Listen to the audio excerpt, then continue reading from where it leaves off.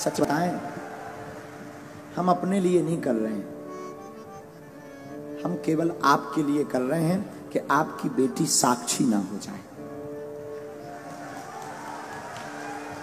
हम इसलिए कर रहे हैं कि अब हमारे मंदिरों पर सोमनाथ जैसा कभी दोबारा हमला ना हो।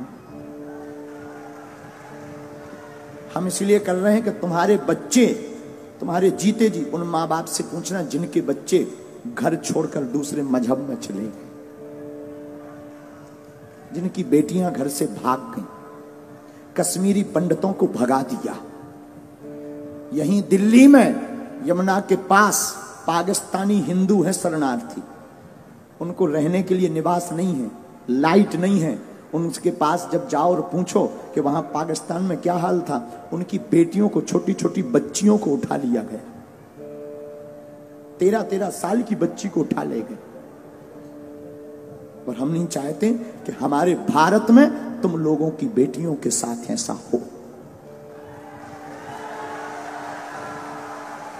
सिर्फ हिंदुत्व की बात और सनातन की बात हम इसलिए बोलते हैं। क्षमा करना, जो पुलिस में भी है उनके ऊपर भी कितने हमले कहां कहां नहीं हुए, बंगाल में। हम नहीं चाहते कि लौटकर हमारे राष्ट्र के इन सिपाहियों के ऊपर कोई उंगली उठाए। इसीलिए हम हिंदुत्व की बात करते हैं, इसीलिए हम सनातन की बात। हमें कोई शौक नहीं चढ़ा है, ना हमें यश पाना है, ना हमें सम्मान, ना हमारी कोई पार्टी है कि हमें राजनीति करनी। हमें कौन सी राजनीति करनी?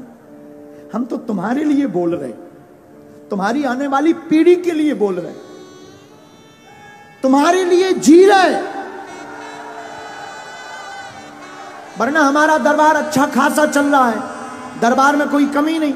हम तो प्रोफेशनली लाइफ जी लेंगे, ज्यादा परेशान होंगे, प्रोफेशनली लाइफ जी लेंगे, अपना दरबार लगाएंगे, बस अपने आराम से रहेंगे, न लेने माधव का न देना माधव का। लेकिन क्या इससे राष्ट्र का भला होगा? नहीं होगा। हम तुम्हारे लिए जी रहे हैं। इस वीडियो को जरूर तुमसे प्रार्थना है कि तुम्हारे अंदर अगर जमीर है, जागो।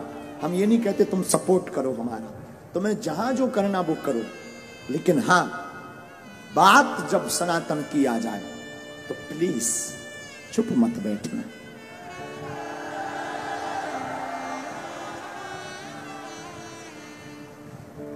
इसलिए प्रार्थना है,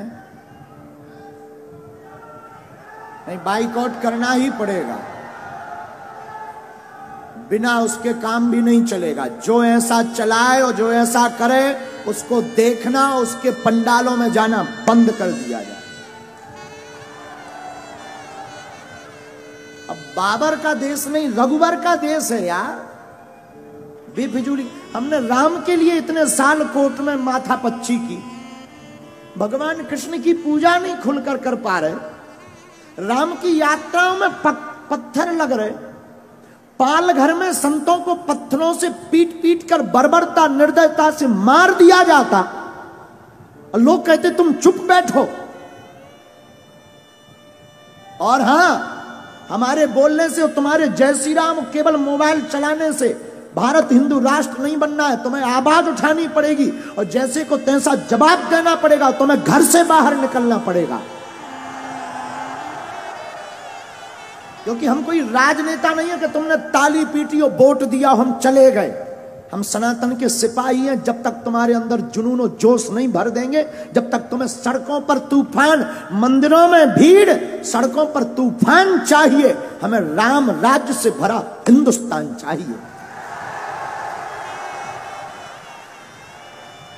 और आज तुम जवाब नहीं दोगे, कल तुम्हारी कोई नहीं सुनेगा।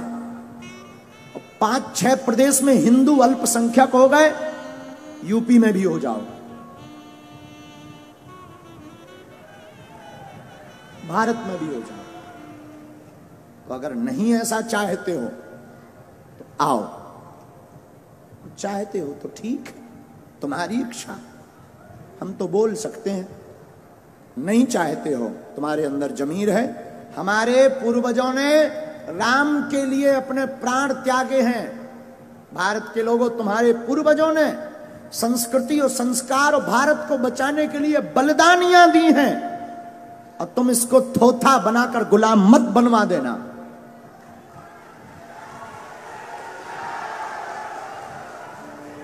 दूसरी बात, भारत में 80% सनातन हिंदू रहता है, 20% अन्य मजहब के, और 20% जब अन्य मजहब के हैं, तुम्हारा ये हाल है कि तुम अपनी बात नहीं बोल पा रहे।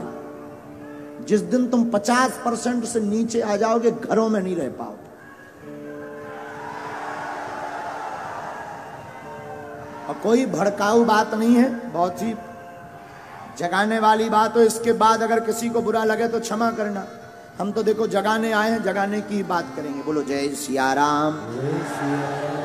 तो कौन कौन तैयार है ऐसे लोगों को जवाब देने के लिए? ऐसी खबर जो भी चला रहा है, कौन कौन जवाब देगा आज ही? पक्का? पक्का? चलो देखते हैं।